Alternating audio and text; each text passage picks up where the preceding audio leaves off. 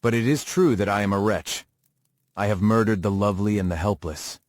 I have strangled the innocent as they slept and grasped to death his throat, who never injured me or any other living thing. I have devoted my Creator, the select specimen of all that is worthy of love and admiration among men, to misery. I have pursued him even to that irremediable ruin. There he lies, white and cold in death. You hate me, but your abhorrence cannot equal that with which I regard myself. I look on the hands which executed the deed.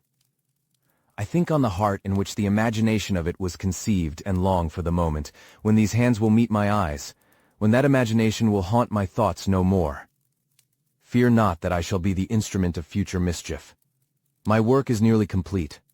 Neither yours nor any man's death is needed to consummate the series of my being and accomplish that which must be done, but it requires my own. Do not think that I shall be slow to perform this sacrifice. I shall quit your vessel on the ice raft which brought me thither, and shall seek the most northern extremity of the globe.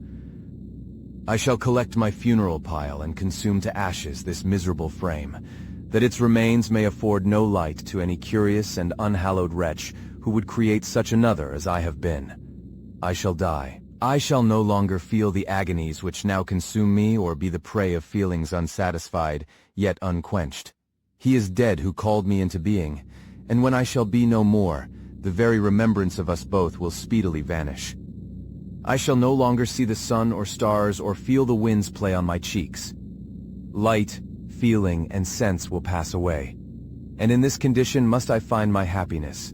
Some years ago, when the images which this world affords first opened upon me, when I felt the cheering warmth of summer and heard the rustling of the leaves and the warbling of the birds, and these were all to me, I should have wept to die.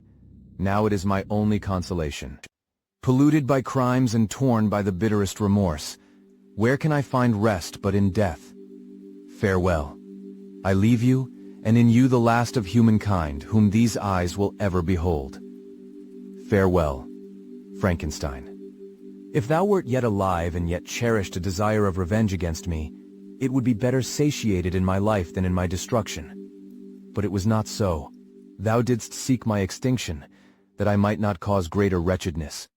And if yet in some mode unknown to me thou hadst not ceased to think and feel, thou wouldst not desire against me a vengeance greater than that which I feel.